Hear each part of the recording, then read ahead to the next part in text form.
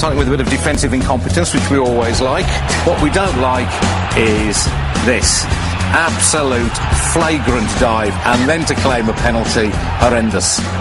A bit of the same going on from Pedersen, who jumps a shadow here too. And this season there was so much about it, even the refs were getting involved. Chris Foy jumps a shadow too. Well, why shouldn't I go for something too, he seems to say. A bit of this never goes amiss, although don't do it at school, lads. And Yakubu gets a little bit from Pantsil here. Yakubu's...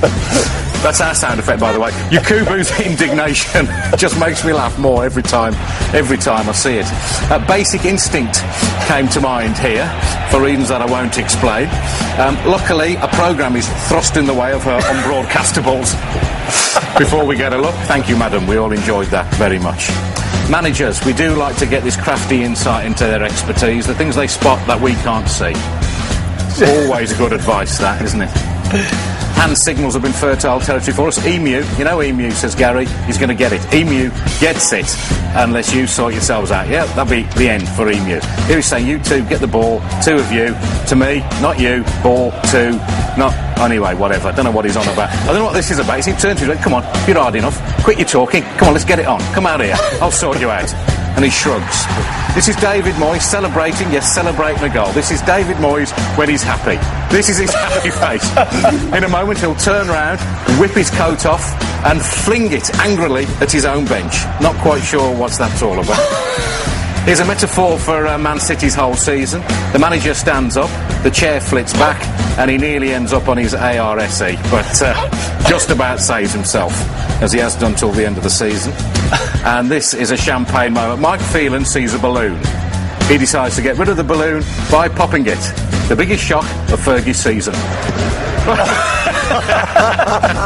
Mike, I'd be careful if I was you. You might kill him with the shock, although maybe, Mike, that is what you were thinking of. Look at him jump. That's brilliant. Our favourite fans of the season? Mr. Strong, he certainly is. As an Arsenal fan, if he says it's Tuesday, it is Tuesday. I like the cut of his jib. He's Arsenal fan too, scary, has a little dance, and then goes ballistic. I don't want to see him up a dark alley either. The scariest fan of all, though, I think this was a Borough fan. He looks like Ronnie O'Sullivan's brother, and he looks as though he's going to do something horrible. He does do something horrible. He shows us his man boobs. We didn't want to see that, especially with that look in your eye.